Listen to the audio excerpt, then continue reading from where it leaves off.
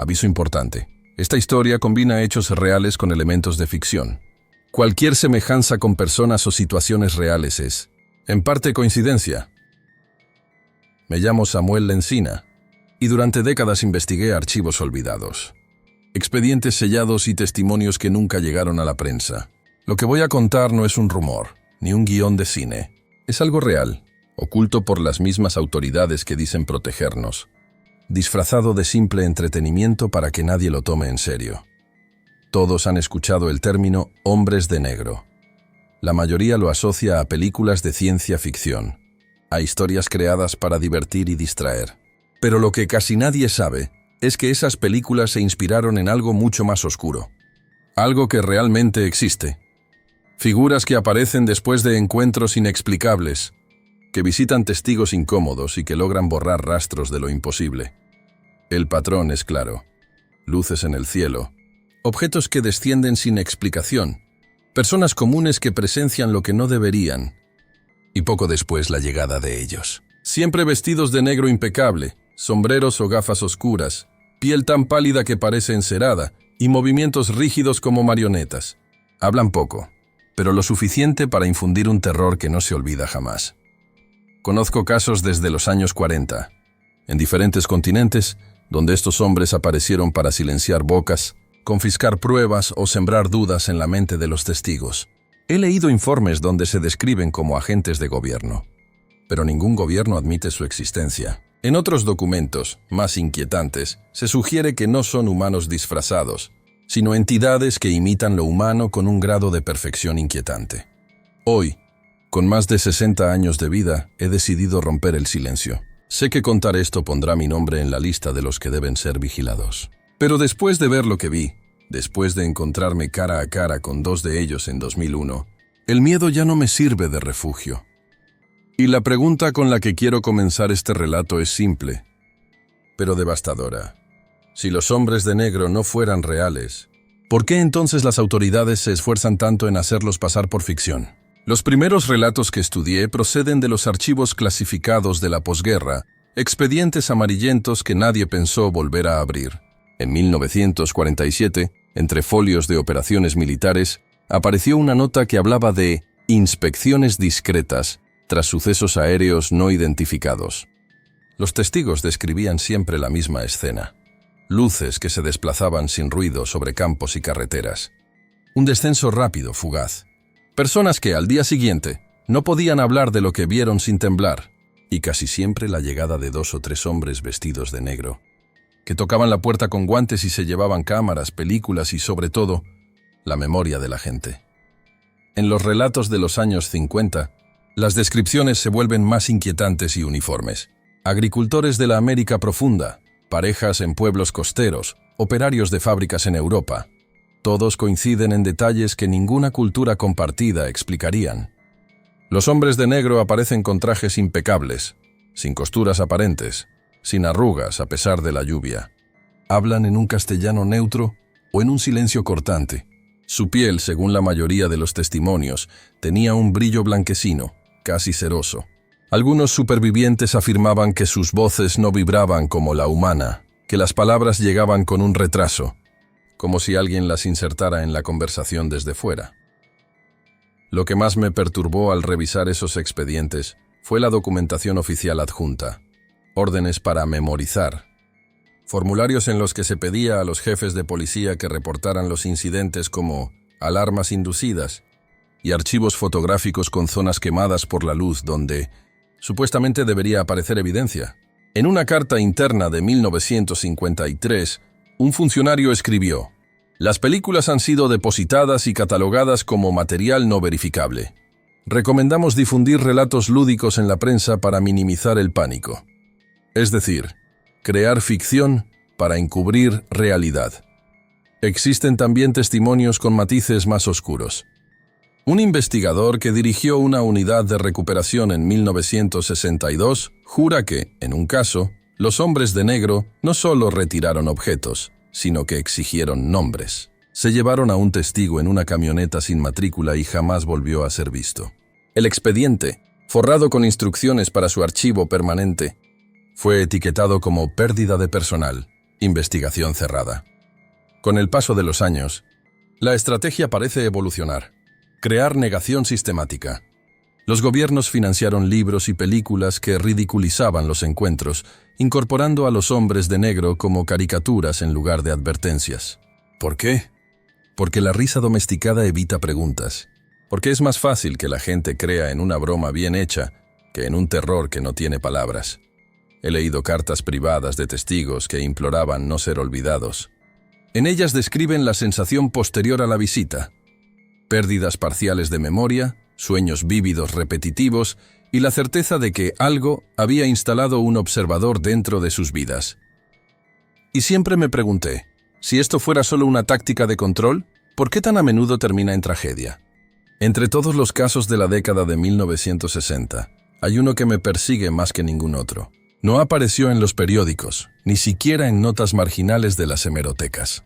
Lo encontré por casualidad en un archivo olvidado, dentro de una carpeta sin título, como si alguien hubiera querido esconderlo a plena vista.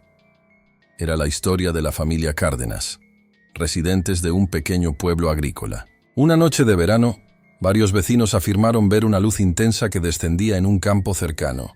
No era un avión ni un meteoro. La esfera quedó suspendida a pocos metros del suelo durante varios minutos, proyectando un resplandor azulado que iluminó todo el valle. La familia Cárdenas fue vista saliendo de su casa, caminando hacia la luz. Nadie volvió a verlos con vida.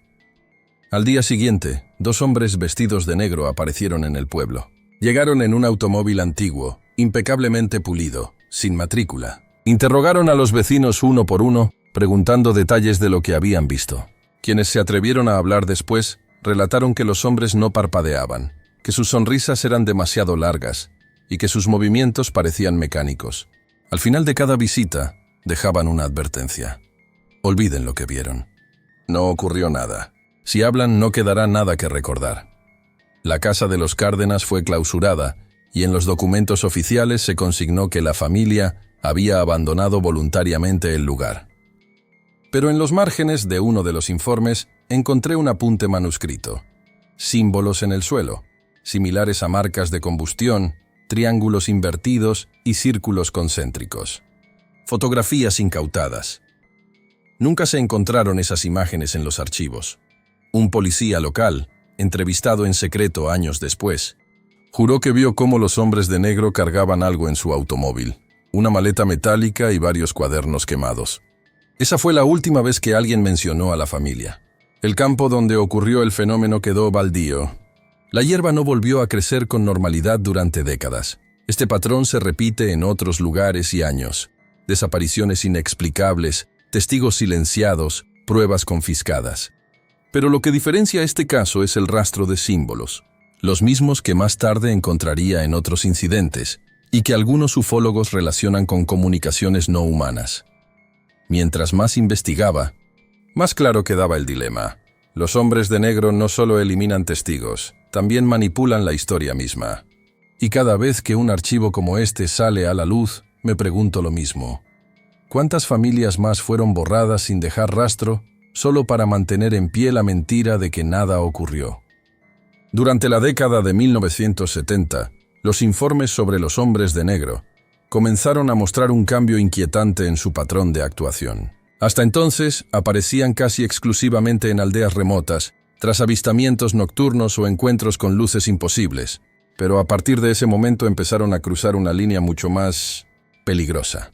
Su presencia fue registrada dentro de 1960. Instalaciones científicas y laboratorios que habían recolectado pruebas físicas de fenómenos aéreos no identificados. Encontré testimonios de técnicos de radar que hablaban de objetos que aparecían y desaparecían en las pantallas.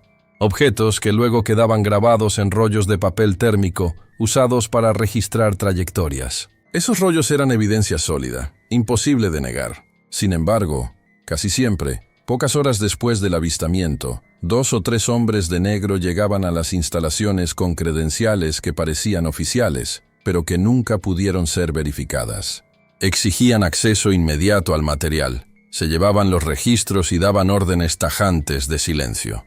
Un físico retirado me contó bajo condición de anonimato que, en 1974, trabajaba en un laboratorio que analizó fragmentos metálicos recogidos tras la caída de un objeto luminoso en las montañas. El material tenía una composición desconocida, una aleación que no correspondía a ninguna tecnología terrestre. Apenas habían comenzado los análisis cuando 3 hombres de negro entraron en la sala, sin escoltas ni explicaciones. Les pidieron a todos que abandonaran el lugar. Horas después, cuando el personal regresó, el laboratorio estaba vacío. Las muestras habían desaparecido y los informes preliminares arrancados de los archivadores. Al día siguiente, el físico recibió la visita de uno de ellos en su casa. Según su relato, el visitante no parpadeaba y le dijo con voz metálica: «Usted no vio nada». Su familia seguirá segura si recuerda olvidarlo. Lo mismo ocurrió en universidades de distintos países. Profesores que analizaban fotografías de alta calidad de objetos voladores recibían visitas incómodas. En los archivos que pude consultar, los testimonios eran consistentes. Los hombres vestían igual, hablaban con un tono neutral y sus rasgos parecían copiados de un mismo molde. No tenían acento reconocible, no mostraban emociones y su piel parecía más pálida con la luz artificial. Una de las historias más perturbadoras proviene de un instituto astronómico en 1978. Allí, un grupo de estudiantes había logrado fotografiar una serie de luces moviéndose en formación sobre el desierto. La secuencia era tan clara que podría haber cambiado la historia de la ufología. Pero 3 días después, el director del instituto ordenó destruir todas las copias, alegando presiones externas. Los estudiantes que se negaron a obedecer recibieron la visita de 2 hombres de negro. Desde entonces, varios de ellos abandonaron la carrera sin dar explicaciones. Uno de ellos dejó escrito en su diario: «Las estrellas no son el único ojo que nos observa». Lo que estos casos demuestran es que los hombres de negro no actúan solo como censores de testigos comunes, sino también como guardianes de lo que podría considerarse conocimiento prohibido. No les basta con callar a los campesinos que ven luces. Buscan eliminar toda prueba que pueda otorgar credibilidad científica a los fenómenos. Y aquí surge una pregunta que hasta hoy me atormenta. ¿Qué temen realmente las autoridades para permitir que estas entidades interfieran directamente en centros de investigación? ¿Temen que descubramos la verdad? ¿O que comprendamos demasiado tarde que los hombres de negro no son simples agentes humanos, sino algo mucho más antiguo y ajeno a nosotros? En los años 80, los casos sobre los hombres de negro se multiplicaron, aunque la mayoría nunca salió de los márgenes de lo no oficial. Sin embargo, entre esos incidentes, hay uno que sobresale por haber dejado un registro tangible, un fragmento de sonido que, aunque confiscado, todavía hoy algunos investigadores juran haber escuchado.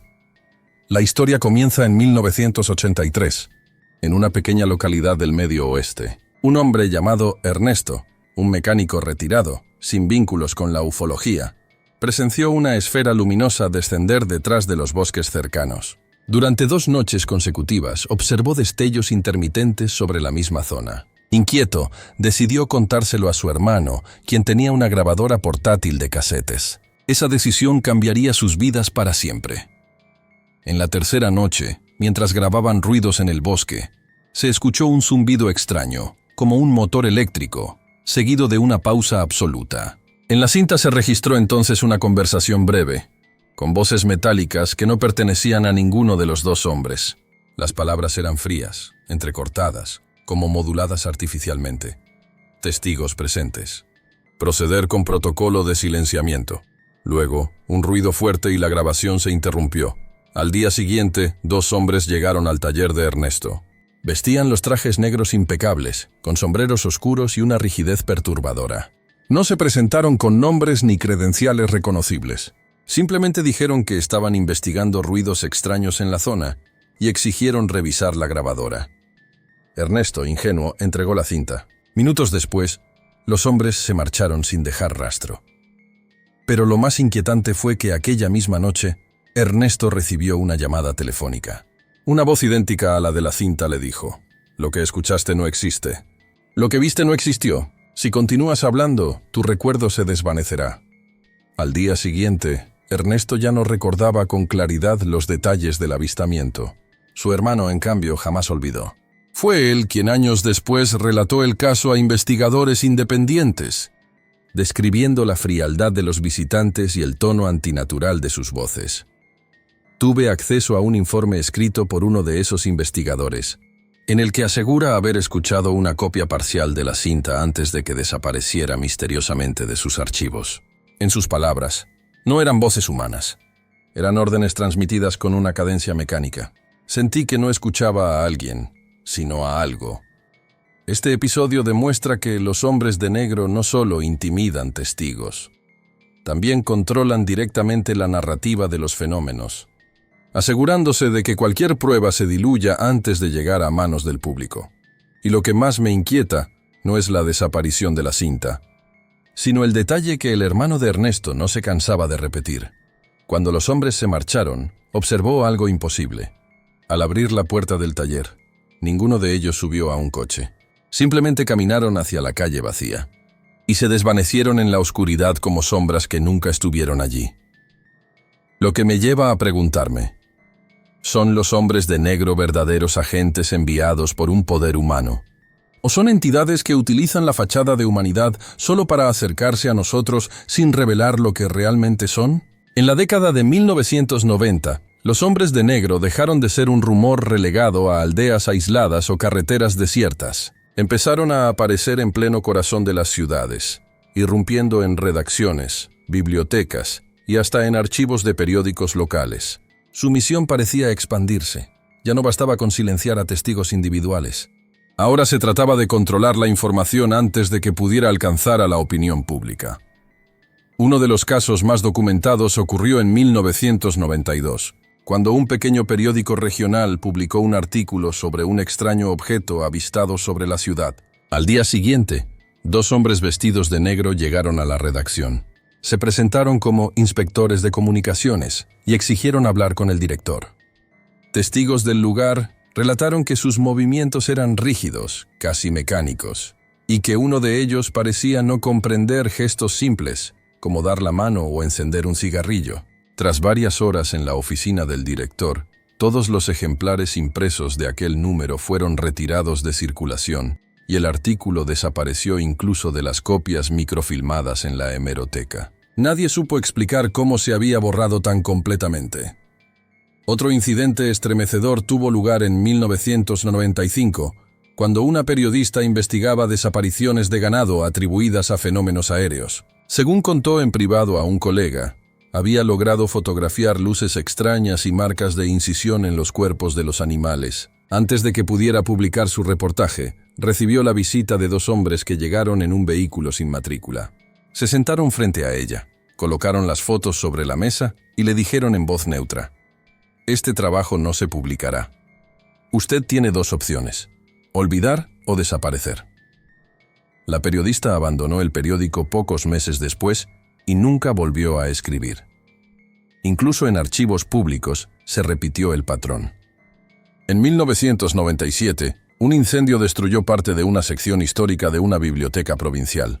Oficialmente se trató de un fallo eléctrico. Sin embargo, varios empleados declararon haber visto, horas antes del fuego, a 2 hombres con trajes oscuros revisando documentos en esa misma sala. Curiosamente, el material perdido incluía recortes y testimonios de avistamientos ocurridos décadas atrás. Una coincidencia demasiado conveniente. Estos casos urbanos marcaron un giro alarmante. Los hombres de negro ya no actuaban en los márgenes de la sociedad, sino en sus centros neurálgicos, en lugares donde la información se produce y se conserva. Y con cada visita, la evidencia se desvanecía como si nunca hubiera existido. Al revisar todos estos expedientes, llegué a la misma conclusión inquietante. Las autoridades no solo conocen a los hombres de negro, sino que colaboran con ellos, o al menos les permiten operar. Porque de lo contrario, ¿cómo explicar la facilidad con la que destruyen archivos oficiales, borran registros y se mueven en espacios restringidos sin que nadie los detenga? Y surge la pregunta que me atormenta desde entonces. ¿Por qué? Si se supone que son una ficción de cine, tantos periodistas, bibliotecarios y testigos describen la misma figura idéntica, con los mismos trajes, la misma voz metálica y los mismos ojos inhumanos. Durante años había recopilado documentos, testimonios y rumores. Había escuchado historias de campesinos, de pilotos, de periodistas silenciados. Pero nada me preparó para la noche en que ellos vinieron a mí. Era 2001, un año en el que mi investigación había alcanzado un punto demasiado visible. Había enviado solicitudes de acceso a archivos clasificados y publicado un artículo en una revista especializada que, para mi sorpresa, recibió más atención de la esperada. Días después, los hombres de negro aparecieron en mi puerta. Eran casi las 11 de la noche. Un golpe seco resonó en la madera, no 3 veces, sino 2, rítmico, calculado. Al abrir, vi a 2 figuras altas, impecablemente vestidas. Sus trajes negros parecían nuevos, sin una sola arruga. Sus pieles eran tan pálidas que la luz del pasillo las hacía brillar. Sus sonrisas no eran amables, eran extensiones forzadas de un gesto que no comprendían. El primero habló con un tono metálico, sin emoción. «Señor Lencina, sabemos lo que busca». «No debe continuar. No se presentó, no mostró credenciales». Su voz sonaba como una grabación reproducida en un dispositivo barato, con ligeros desfases, como si las palabras se insertaran una fracción de segundo tarde. El segundo hombre permaneció en silencio, observándome con unos ojos oscuros y profundos que parecían absorber la luz. Me invitaron a sentarme en mi propia sala. No pidieron permiso. Simplemente se movieron como si ya fueran dueños del espacio. El hombre que hablaba mencionó detalles íntimos de mi vida. Nombres de familiares, lugares donde había estado, frases exactas de conversaciones privadas. Yo nunca las había publicado ni compartido en mis escritos. ¿Cómo podían saberlo? Luego vino la advertencia. Si insiste en abrir lo que no debe, perderá más que su trabajo. Perderá la continuidad de su historia. Esa frase me heló la sangre. No dijeron vida, dijeron continuidad. Como si hablaran no de muerte, sino de borrado, de anulación. Estuvieron menos de 20 minutos, pero cada segundo fue eterno. Al levantarse para marcharse, el segundo hombre se inclinó hacia mí. Su rostro se acercó tanto que pude ver cómo su piel parecía más una máscara plástica que carne viva. Entonces susurró con una voz tan baja que casi no era humana. «Nosotros siempre hemos estado. Los vi caminar hacia la calle. No escuché puertas de coche ni motores encendiéndose. Cuando miré por la ventana, ya no estaban». Esa noche entendí que había cruzado una frontera invisible. Yo ya no era solo un investigador leyendo papeles antiguos. Me había convertido en parte de la misma historia que trataba de descifrar. Y desde entonces me pregunto, ¿qué significa realmente estar bajo vigilancia, cuando los que te observan no son completamente humanos? Después de aquella visita en 2001, mi vida dejó de ser mía. Al principio pensé que era simple paranoia, un residuo del miedo que me habían implantado. Pero los hechos se acumularon de manera demasiado precisa para atribuirlos a la casualidad. Cada día que pasaba, me convencía más de que estaba bajo una vigilancia constante, una red que no dejaba huecos. Comenzaron con llamadas telefónicas en horas imposibles. El aparato sonaba a las 3 o 4 de la madrugada. Al descolgar, no había voz humana, sino un zumbido bajo, como un motor eléctrico interrumpido por pulsos rítmicos.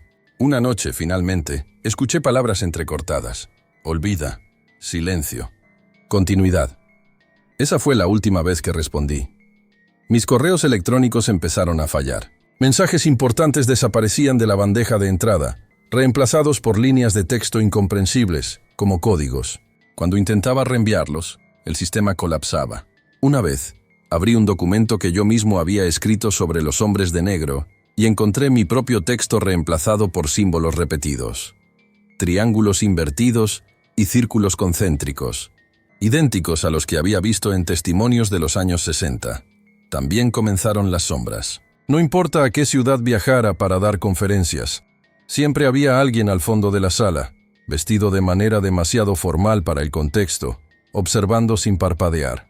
Cuando intentaba acercarme, desaparecían. En una ocasión, al salir de una biblioteca en Madrid, juraría haber visto a los mismos 2 hombres que me habían visitado en 2001. Estaban a varios metros de distancia, inmóviles, mirándome. Al doblar la esquina, ya no estaban. En 2003, un incidente selló mi certeza de que no era paranoia. Entré en mi oficina y encontré mis archivadores abiertos. Nada había sido robado, pero los documentos estaban reorganizados. Entre mis papeles apareció una hoja que no era mía. En ella, escrito a máquina, estaba mi nombre completo seguido de la frase «Tu historia se corrige en silencio». Los efectos no se limitaron a mi trabajo. Amigos cercanos comenzaron a evitarme. Algunos dijeron haber recibido llamadas extrañas preguntando detalles sobre mí. Otros admitieron sentirse observados después de reunirse conmigo. Con el tiempo, las visitas sociales se extinguieron. Me convertí en un hombre rodeado de voces ausentes y miradas invisibles. Lo peor fue notar que mi propia memoria empezaba a fallar. Había días en que despertaba sin recordar lo que había hecho la jornada anterior. Documentos que juraba haber escrito no aparecían en mi escritorio.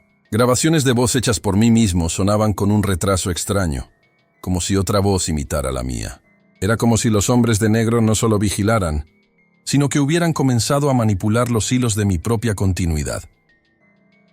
Y así llegué a una conclusión aterradora.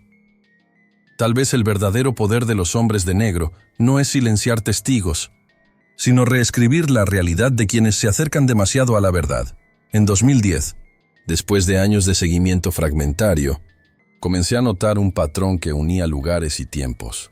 Cada vez que un nuevo objeto extraño, meteoro, satélite no identificado, cometa de trayectoria anómala, entraba en el registro público de astrónomos, en algún punto del planeta surgían testimonios de hombres de negro.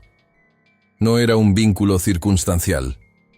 Era una coreografía repetida con ligeras variaciones, como si alguien ejecutara una partitura en diferentes salas del mundo. Recopilé listas y noté coincidencias que helaban la sangre. En 1996, tras la caída de 3 bolas de luz sobre un desierto, aparecieron reportes de visitas formales a los observatorios cercanos. En 2004, cuando una señal de radio de origen desconocido fue captada por un radiotelescopio, desaparecieron archivos de acceso público en 2 bibliotecas nacionales, y varios investigadores recibieron vigilancias silenciosas. Y en 2008, un objeto con trayectoria hiperbólica que nadie supo catalogar pasó por el sistema. Y en semanas posteriores surgieron testimonios en una ciudad costera, cámaras retiradas, testigos amnésicos, la sensación general de que alguien había ordenado el olvido. Lo más inquietante no era solo la sincronía temporal, sino la selectividad del fenómeno. Los hombres de negro no aparecían en eventos triviales. Su irrupción acompañaba aquello que podía cambiar la matemática de nuestra comprensión. Un fragmento metálico de composición extraña, un patrón de luz con periodicidad no natural, una señal codificada de origen no terrestre. Parecía que alguien, o algo, controlaba el umbral entre lo que la gente debía saber y lo que debía permanecer sellado. Y ellos, los hombres de negro, eran los ejecutores de esa política silenciosa. Contacté con colegas en distintos países. Algunos me respondieron con reservas, otros con pavor contenido. Un físico italiano me envió una transcripción con marcas de tiempo. Cada entrada de anomalía espacial iba seguida por una nota reservada en archivos gubernamentales y, semanas después, por la aparición de individuos descritos con idénticos rasgos. Traje negro impecable, voz neutra, actitud inquisitiva y amenazante. Un historiador en Brasil me envió fotografías borrosas de 2 figuras que, según archivos locales, habían tomado ejemplares de un diario local y dejado tras de sí una nota. Nada ocurrió. Continúen. La hipótesis que empezó a tomar forma en mi mente era fría y monstruosa. Los hombres de negro operan como contención. No solo suprimen pruebas, mantienen estable la narrativa pública sobre lo que es seguro creer. Si un objeto del cielo puede alterar la comprensión humana, si introduce variables que trastocan la química social o la estructura de la autoridad, ellos intervienen para reencauzar la percepción colectiva. Pero ¿quién los dirige? ¿Qué criterio usan para decidir qué conocimiento se democratiza y qué se segrega en archivos sellados? Además, encontré una desviación espeluznante. En algunos casos recientes, testimonios hablaban de hombres de negro que no solo requisaban evidencia, sino que interactuaban con la propia tecnología de observación. Técnicos de radioaficionados contaron cómo, tras una intervención de estos hombres, sus equipos quedaban afinados para no captar más señales en determinadas bandas. Cámaras térmicas registraban interferencias simbólicas en la imagen. Discos duros mostraban sectores borrados con patrones que remiten a geometrías que ya había visto en informes antiguos. Era como si la intervención no pretendiera solo borrar, sino reescribir los sensores humanos hacia una frecuencia de ceguera. He llegado a la conclusión amarga de que vivimos bajo un mecanismo de selección. Hay fronteras epistemológicas que no cruzamos porque hay guardianes, y esos guardianes han aprendido a operar sin despertar el pánico. Lo hacen con eficiencia matemática, con la frialdad de quien sabe que la ignorancia administrada preserva el sistema.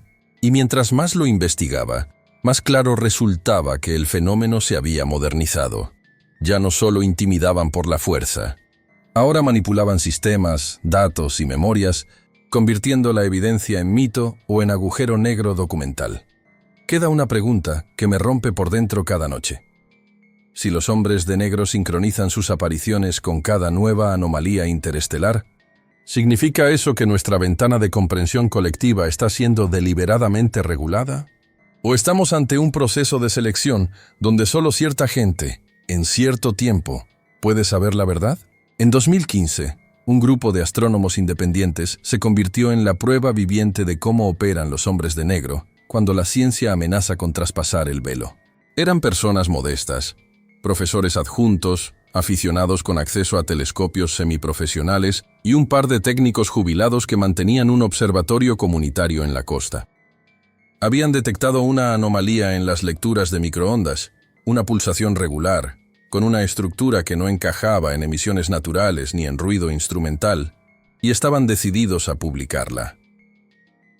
Trabajaron con cautela, reunieron datos, contrastaron con registros internacionales, hicieron simulaciones y redactaron un artículo técnico que planeaban enviar a una revista revisada por pares. El documento era prudente, no hacía afirmaciones sensacionales.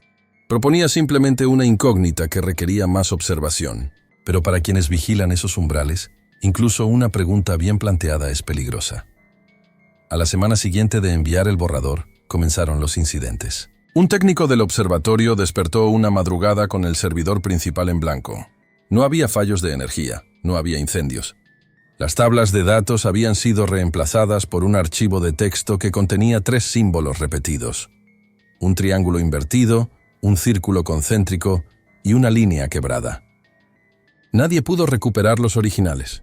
Cuando un miembro del equipo trató de acceder a copias de respaldo, descubrió que las unidades externas habían sido formateadas sin intervención humana aparente.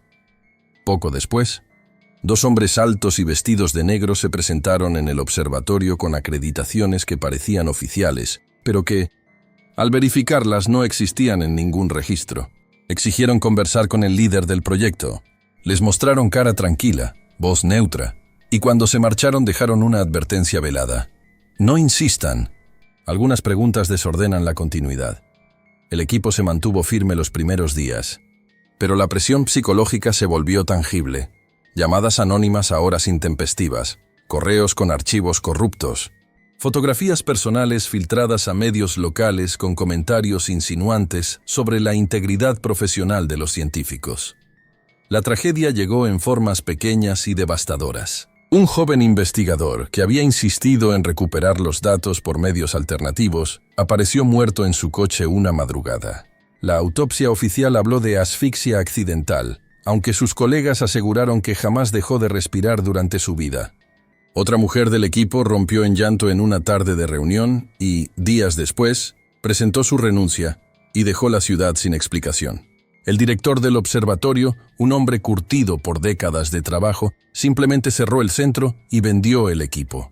Más tarde confesó, con voz quebrada, que hubo noches en las que sintió que su propia memoria se resquebrajaba. Lo que quedó de aquel intento de publicar fue un rastro fragmentado. Capturas de pantalla de foros donde se había discutido la anomalía antes de que los hilos fueran desaparecidos. Mensajes borrados en servicios de mensajería que dejaron ecos cifrados. Y la sensación, para quienes habían participado, de que algo había intervenido no solo en los archivos, sino en la integridad de sus vidas. Algunos miembros del equipo se negaron a hablar públicamente. Otros se desvanecieron de la escena científica. Si los hombres de negro operan para prevenir pánico o para proteger un orden superior, la pregunta se vuelve más amarga al mirar estos rostros rotos. ¿Es la protección que ofrecen un servicio legítimo? ¿O una excusa para aplicar censura con métodos que destruyen personas y borran verdades? En 2017 decidí ir a las raíces administrativas del fenómeno. Ya no bastaban testimonios ni expedientes sueltos. Necesitaba comprobar si detrás de los trajes negros existía una estructura reconocible, un entramado con órdenes, códigos y responsables humanos. Lo que hallé superó con creces mis peores suposiciones. Accedí, con métodos discretos y contactos antiguos, a una serie de memorandos internos extraídos de oficinas que nadie hubiera imaginado escuchar. Eran notas breves, redactadas con la frialdad de quien habla de logística, no de ética. Coordinación interagencial, protocolo de intervención nocturna, equipo beta asignado. Objetos recuperados, confidencial, evitar difusión pública. En otras hojas figuraban listas de eventos acompañadas por una columna con la palabra contención. En el margen, una anotación manuscrita repetida varias veces en tinta roja. Si la divulgación crece, desplegar módulo N, silenciar memoria.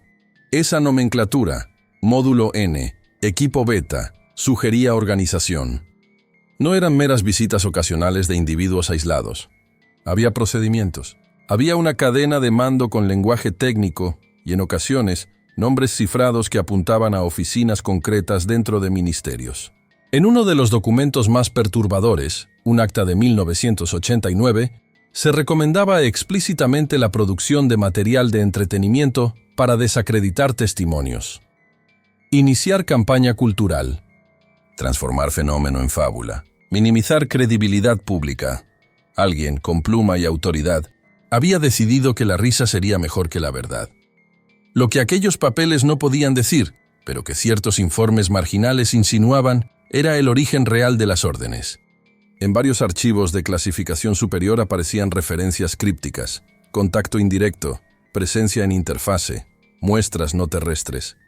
Eran eufemismos que, cuando los comparé con otros expedientes científicos incautados, apuntaban a algo inquietante. No solo se trataba de ocultar objetos o silenciar testigos, sino de manejar el encuentro con algo que no encajaba en ninguna categoría humana. Más alarmante aún fue hallar correspondencia entre agencias y ciertos contratistas privados, empresas de seguridad, firmas de ingeniería con contratos secretos y laboratorios que desaparecían del radar tras presentar resultados incómodos. Un informe de 1999 hablaba de transferencia de material sensible a entidad externa protegida. No estaba claro si externa significaba otro país, una empresa o algo peor. Una entidad cuya jurisdicción humana no alcanzaba. Mientras revisaba estos archivos, llegó a mi buzón un sobre sin remitente con una sola hoja dentro. Contenía una frase mecanografiada y debajo un nombre tachado. No indague en lo que norma no permite. Unidad 13. Unidad 13. Ese nombre, repetido en notas dispersas, sonaba a unidad operativa. ¿Una división secreta del Estado? ¿Una alcachofa burocrática creada para gestionar lo inconcebible? O, peor, un interlocutor humano que simplemente actuaba como interfaz para agencias que no eran enteramente humanas? En paralelo, seguían apareciendo historias recientes de profesionales acosados. Un editor que perdió su archivo crítico tras recibir una visita nocturna. Un director de laboratorio que declaró en privado haber presenciado cómo miembros del supuesto equipo retiraban discos duros y cajas con etiquetas que rezaban no aptas para divulgación. Cuando escarbé más, hallé una nota en la que alguien había escrito a mano. No lo entiendes. No es solo control, es mantenimiento de la continuidad. El patrón que se imponía es terrible en su lógica. Los hombres de negro actúan dentro de una arquitectura de contención que mezcla lo burocrático y lo ominoso. Y en ese entramado, la pregunta que golpea con fuerza es la siguiente. Si existe una unidad 13 que coordina la contención, ¿quién la supervisa realmente y con qué legitimidad para decidir qué partes de la realidad serán preservadas y cuáles serán borradas? En 2019 recibí lo que quizás sea la pieza más inquietante de todo este rompecabezas. Un conjunto de testimonios que no provenían de campesinos aislados ni de técnicos jubilados, sino de gente con acceso directo a tecnología de punta, ingenieros de telecomunicaciones, analistas de datos astronómicos y especialistas en inteligencia artificial. Todos ellos coincidían en algo. Los hombres de negro no solo actuaban sobre personas o archivos físicos, sino que ya habían penetrado en el mundo digital. Un programador me contó que trabajaba en un centro de datos donde se procesaban imágenes satelitales. Una noche, tras detectar un objeto luminoso con trayectoria irregular, revisó los servidores. Descubrió que los archivos habían sido sobrescritos de manera remota por una entidad sin credenciales conocidas. Lo más extraño era el patrón con que los datos fueron reemplazados, cadenas de unos y ceros repetidos en secuencias que, al ser graficadas, formaban los mismos triángulos y círculos concéntricos que aparecían en documentos de los años 60. Cuando intentó hacer una copia privada, su cuenta fue bloqueada y al día siguiente, 2 hombres, vestidos de manera inconfundible, lo visitaron en su oficina. No hablaron mucho, solo le dijeron, no haga copias. La integridad del sistema depende del olvido. Otro caso provino de una joven ingeniera de redes que había rastreado anomalías en paquetes de datos de observatorios astronómicos. Su hallazgo fue que, justo después de que telescopios captaran emisiones inusuales del espacio, siempre aparecían conexiones externas invisibles que borraban los registros originales y los sustituían por ruido aleatorio. Cuando ella intentó documentarlo, comenzó a recibir mensajes extraños en su correo. Líneas de texto sin remitente, con frases como «Usted ha sido vista» o «El silencio es estabilidad». A los pocos días, 2 hombres con trajes negros esperaban en el estacionamiento de su trabajo. No hablaron, solo la miraron desde un coche sin matrícula. Ella renunció meses después y se mudó al extranjero. También hubo un analista de inteligencia artificial que juró haber entrenado un modelo con testimonios de ovnis. Para su sorpresa, la IA comenzó a generar descripciones recurrentes de hombres vestidos de negro, incluso cuando no había introducido esa información en el dataset. Cuando trató de publicar el resultado, sus servidores fueron desconectados y su laboratorio perdió financiamiento en menos de una semana. Al contarme la historia con voz temblorosa me dijo: «Creo que ni siquiera controlamos nuestras máquinas. Alguien las corrige antes de que nosotros sepamos lo que han visto». Estos relatos muestran que los hombres de negro ya no son una presencia física limitada a visitas nocturnas. Se han convertido en algo más, una sombra digital capaz de intervenir en servidores, redes y sistemas.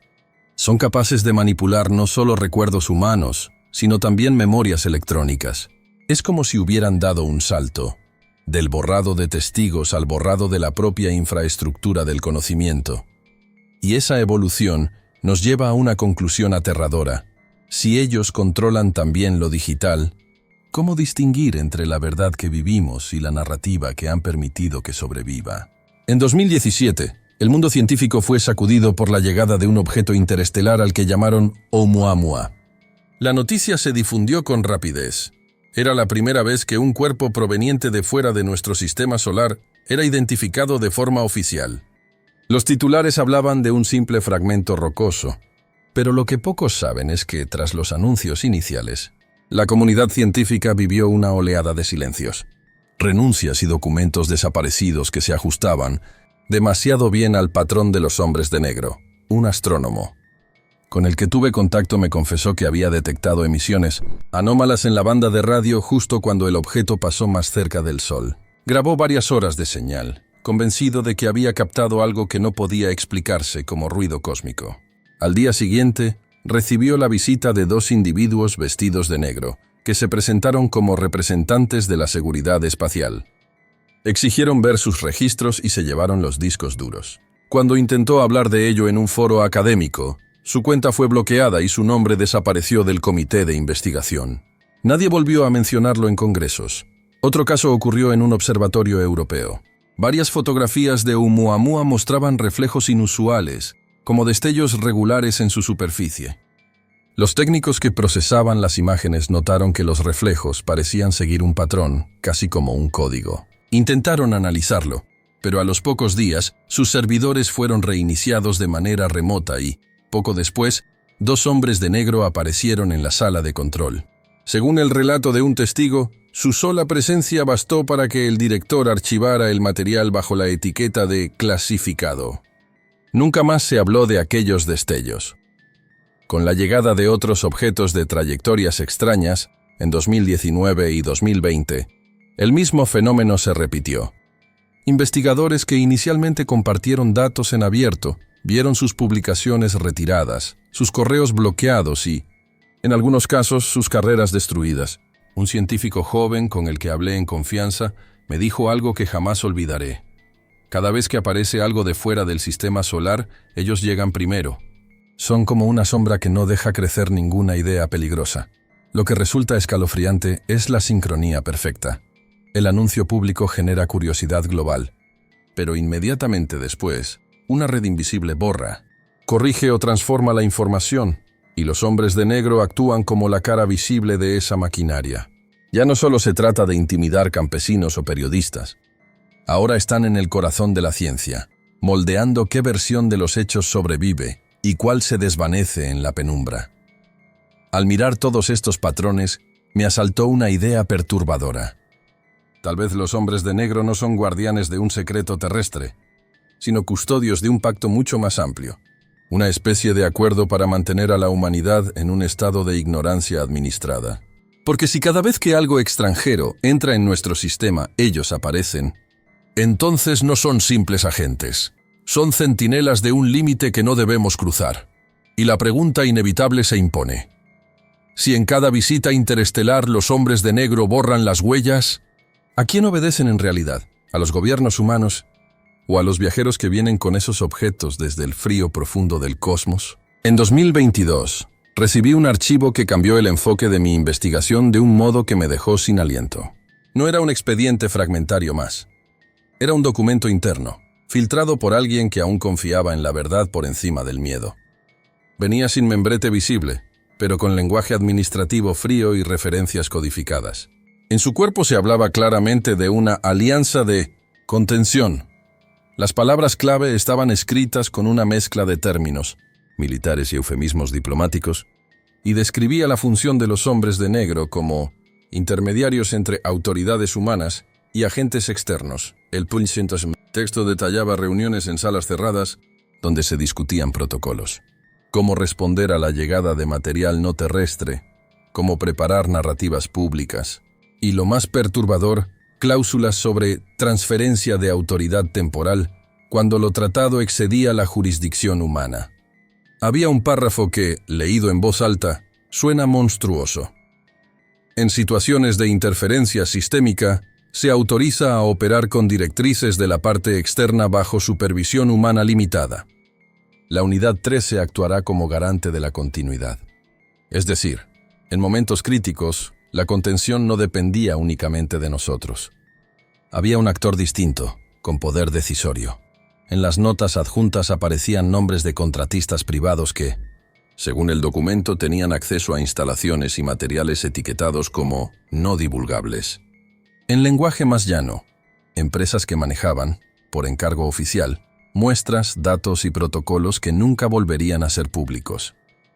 El documento no decía explícitamente quién o qué era la parte externa, pero sí daba por sentado que existía y que las autoridades habían negociado un modus operandi. ¿Negociado con quién? ¿Con otra nación? ¿Con corporaciones? ¿Con entidades que no deberían figurar en un acta? Leí ese texto una y otra vez, con la sensación de que la tinta me quemaba la vista. Si era genuino, y tengo motivos para creer que lo era, entonces la historia que había investigado durante décadas no era un cúmulo de errores burocráticos y conspiraciones mal montadas. Era el producto de una decisión consciente por parte de poderosos. Mantener a la población en una ignorancia administrada a cambio de estabilidad. A cambio, en la sombra, se cedieron prerrogativas. Y en el centro de esa transferencia figuraban siempre las mismas 2 o 3 figuras de traje negro que conocíamos por leyenda. Lo peor de todo era cómo el documento describía la dinámica psicológica de la contención. Se justificaba en términos de evitar pánico, preservar infraestructuras críticas y mantener el orden. Ese eufemismo ocultaba lo que para mí resultaba obvio, la supresión de conocimiento con el argumento del bien mayor. Pero ¿quién decide qué es ese bien mayor? ¿Quién pondera entre la verdad y la estabilidad social? El archivo refería además a episodios donde la parte externa, no nombrada, presentó demandas específicas. Retirar ciertos materiales, anular publicaciones, reacomodar testimonios. En uno de los anexos, una nota manuscrita marginada decía: aceptaron cohabitar mientras la humanidad permanezca dentro de parámetros predefinidos. La lectura de esa línea me dejó helado. Cohabitar. No era un concepto de control temporal, era una convivencia pactada. Al caer la noche, mientras releía aquel documento en una habitación donde ya no me sentía seguro, me vino la imagen de tantas familias desaparecidas, de tantos laboratorios silenciosos, de cintas borradas y del mecánico que perdió la memoria tras entregar su grabación. Si la contención era un acuerdo, entonces los hombres de negro no eran simples ejecutores. Eran la cara visible de un contrato que colocaba a la humanidad en un papel subordinado. Y así llegué a la pregunta que me acosa cada vez que cierro los ojos. Si existe realmente una alianza donde se aceptó la cohabitación con lo desconocido, nos hemos convertido sin saberlo en un experimento regulado por quienes ya no están del todo bajo la ley humana. Después de leer aquel documento de 2022, supe que ya no podía quedarme en la sombra. Guardar pruebas significaba alimentar ese pacto silencioso. Permanecer callado era, de alguna manera, cooperar con la amnesia colectiva. Decidí actuar con cautela. Recopilé copias cifradas, imprimí expedientes, contacté a un par de periodistas independientes fuera del circuito habitual y preparé un paquete con testimonios verificables. No buscaba fama. Buscaba que alguien más, al menos uno, mirara lo que yo había visto sin plegarse al mecanismo del olvido. Elegí una fecha en 2024 para filtrar material a una agencia extranjera con historial en denuncias incómodas. En el sobre iba el acta de la Alianza de Contención, fragmentos de las notas sobre la Unidad 13 y los testimonios del observatorio que habían perdido sus datos. La primera reacción fue prudente: silencio, llamadas discretas, promesas de corroborar. Pero el rumor, como una gota que perfora una roca, empezó a hacer eco en foros, listas académicas y chats cerrados. Alguien lo reenvió a un grupo de periodistas de investigación. Pronto, mi nombre dejó de ser una palabra en un expediente y pasó a ser una búsqueda activa en motores que yo juraría no habían sido usados para mí antes. Entonces vinieron las contracciones. Primero sutiles. Un coche estacionado 2 calles más abajo durante horas. Un dron que pasó rozando la azotea de mi edificio. Un correo con un archivo adjunto que, al abrirlo, mostró una imagen simple. Un triángulo invertido y debajo, la frase mecanografiada: no provoque discontinuidades. Mi teléfono vibraba con mensajes sin remitente. Mis cuentas en la nube arrojaban errores de sincronización y, en una mañana, al abrir una carpeta con años de notas, encontré los archivos reemplazados por un único documento escueto. Contenido no verificable. Archivo corrupto. La presión escaló hasta el punto en que la vida cotidiana se volvió un campo minado. Un amigo que había colaborado conmigo desapareció de la noche a la mañana. Su apartamento quedó intacto pero vacío, sus cuentas cerradas, su teléfono apagado. Un periodista que preparaba un reportaje me confesó, en voz baja y temblorosa, que había recibido una visita. 2 hombres que no sonreían y un maletín de cuero con papeles que exigían silencio. Me ofrecieron una alternativa, me dijo. No es una amenaza, es una administración de resultados. A partir de entonces, las reuniones se hicieron en lugares nuevos, a deshora, con cuidado casi ritual. En una madrugada de insomnio, revolviendo documentos que creía a salvo, descubrí algo que me heló el cuerpo. Dentro de un álbum fotográfico de los años 80, entre imágenes confiscadas a un archivo local, había una fotografía parcial de 2 figuras de negro de espaldas.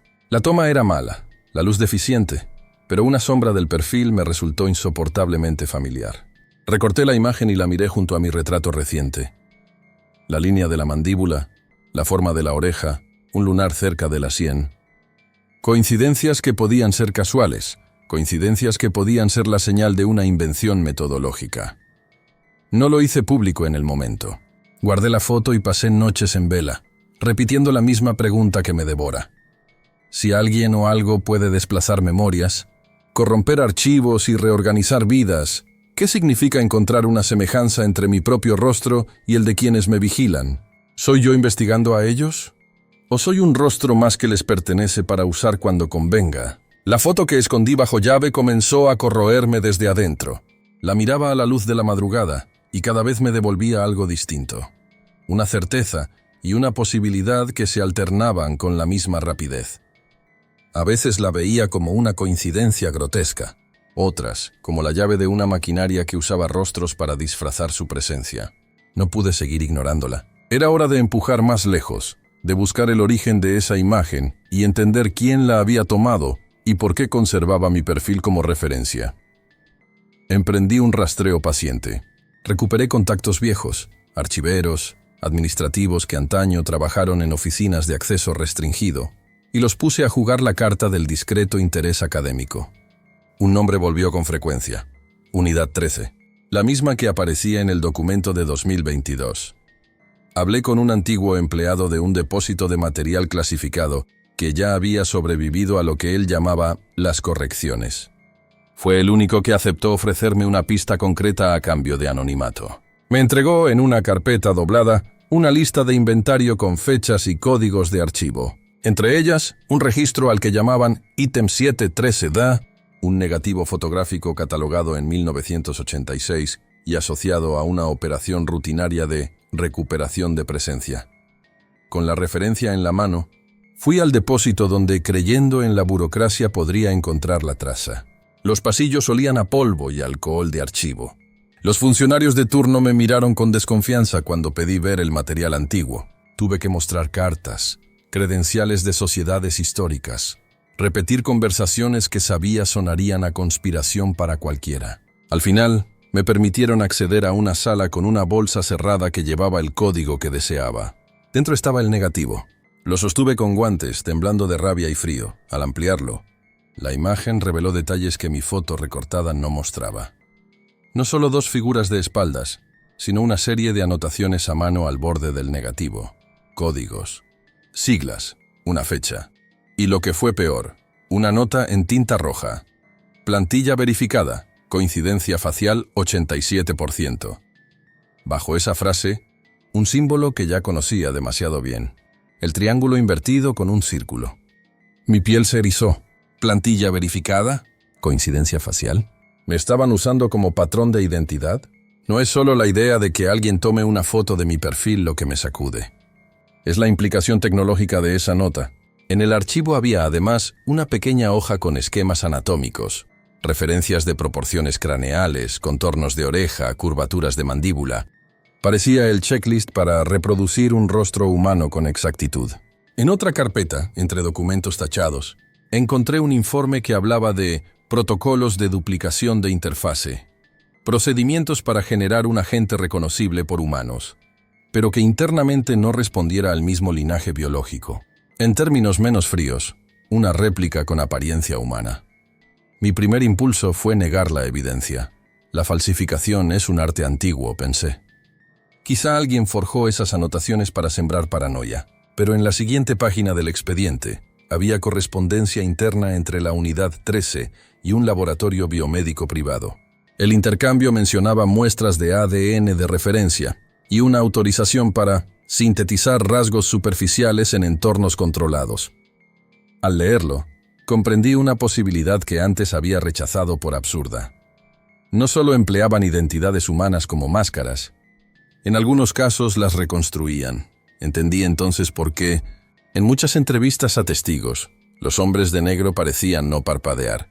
¿Por qué su piel tenía un brillo extraño y por qué la sonrisa parecía una adhesión mecánica? Si algunos de ellos eran réplicas, fabricadas para ser convincentes a nivel visual pero no a nivel humano, su comportamiento humano sería simplemente una imitación. La idea me dio náuseas. La contención no solo borraba memorias y documentos, replicaba rostros y los desplegaba donde convenía. Aún quedaba una pieza que me negaba a aceptar: la coincidencia directa entre mi rostro y uno de esos agentes.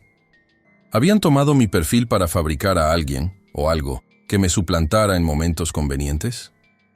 ¿O acaso, mucho peor, fui yo mismo objeto de una intervención temprana y mi continuidad había sido parcialmente reemplazada? La carpeta incluía un informe de seguimiento marcado como anexo sensible. Sujeto humano ALL 1963. Seguimiento iniciado. Parámetros de sincronía 0.92. Clon facial operativo a ser introducido en escenarios X, Y, Z. Mi nombre no aparecía en el anexo, pero las referencias cruzadas a mis publicaciones y conferencias, sí. Busqué a quien pudiera corroborar esa línea final. Encontré, con trabajo y discreción, a un hombre que dijo haber sido técnico en los laboratorios contratados por Unidad 13 en los años 80. Tenía la voz gastada por la culpa y las manos temblorosas. Su testimonio fue una bomba que no quise creer, pero que, de nuevo, Encajó a la perfección con la documentación. Me habló de plantillas faciales, de matrices de ADN usadas para calibrar polímeros superficiales y de la práctica de crear operadores a los que se podía ajustar memoria sintética en lapsos controlados. No todos son humanos, me dijo en un bar al que lo llevé para proteger su anonimato. Algunos fueron hechos para parecer humanos. Otros empezaron como humanos y fueron corregidos. Cuando pronunció esa última frase, la habitación pareció descubrir su propio eco. Corregidos. No como una cirugía estética, sino como una edición de continuidad. Pequeñas pausas en la memoria, ausencias de días, lagunas que más tarde se rellenaban con versiones blandas de la realidad. Me dio la sensación de que muchos de los que creíamos investigadores y testigos no éramos más que páginas, reescritas en un libro cuyo propietario no era la humanidad. La posibilidad que ahora debía enfrentar es tan simple como letal. Si han copiado mi rostro o han usado mi biografía como plantilla, entonces existe una réplica que puede ocupar mi lugar en el mundo. Y si, como dice el técnico, algunos humanos han sido corregidos, entonces mi propia continuidad podría haber sido intervenida sin que yo lo supiera. Llevo días revisando mis viejos diarios, comprobando fechas, buscando inconsistencias. Encuentro huecos. Encuentro entradas que no recuerdo haber escrito. Encuentro fotografías donde aparezco con personas que juro no conocer. Mientras escribo esto con la certeza temblorosa de quien ve desmoronarse un fundamento, la pregunta que me clava el miedo en la garganta es la que me acompañará al final de todo esto. Si existe una réplica que puede andar, hablar y actuar con mi rostro, y si mi memoria ha sido ya objeto de corrección, ¿cómo podré saber alguna vez si soy el original o la copia programada para descubrir la propia copia? Escribo estas líneas con la conciencia de que tal vez ya no sean mías. Cada palabra podría estar siendo observada, corregida o incluso dictada sin que yo lo perciba. Pero necesito dejar constancia, porque si no lo hago, todo lo que viví quedará reducido al mismo polvo que han convertido en norma para quienes se atreven a mirar más allá del velo. En las últimas semanas he notado señales imposibles de ignorar. He visto mi propio rostro reflejado en vidrios de escaparates, pero no siempre con mis movimientos. En una ocasión, mientras caminaba por una calle poco transitada, crucé con un hombre idéntico a mí. Vestía el mismo abrigo, caminaba con la misma cadencia. Cuando giró para mirarme, su expresión fue neutra, vacía, como un espejo carente de alma. No sentí miedo en ese instante, sino una resignación brutal. Comprendí que la copia ya caminaba libre. Al regresar a casa, encontré sobre mi mesa un sobre sin remitente. Dentro había una sola hoja, mecanografiada, con la frase «Continuidad asegurada». Su reemplazo ha sido activado. No había más, ninguna firma, ninguna instrucción. Solo la sentencia fría de que mi lugar ya no me pertenecía. He pasado noches en vela intentando recordar si mi vida tiene huecos irreparables. Encuentro días borrados, conversaciones que otros recuerdan y yo no, artículos que aparecen firmados con mi nombre y que juro jamás haber escrito. ¿Soy todavía Samuel Lencina, el investigador que inició esta búsqueda, o ya soy parte del mismo teatro que traté de denunciar? Tal vez esa haya sido la ironía final. Los hombres de negro no vienen a borrar a quienes hablan demasiado. Vienen a integrarlos, a convertirlos en piezas del mismo engranaje que vigilan. No destruyen la memoria, la sustituyen. No intimidan solamente, sino que corrigen, duplican, reemplazan. Y cuando la réplica es perfecta, la originalidad deja de importar. Si estas palabras llegan a alguien, sepan que no confío ya en que provengan enteramente de mí. Pueden ser la confesión del hombre que fui, o la narrativa que alguien decidió implantar en mi voz. Pero aún así debo lanzarla al vacío, porque callar sería aceptar el borrado definitivo. Y la pregunta que les dejo, con el último resquicio de identidad que me atrevo a reclamar, es la más devastadora de todas. ¿Qué tal si los hombres de negro nunca fueron ellos, sino nosotros mismos, replicados, corregidos y devueltos al mundo para custodiar un secreto que jamás se debe revelar?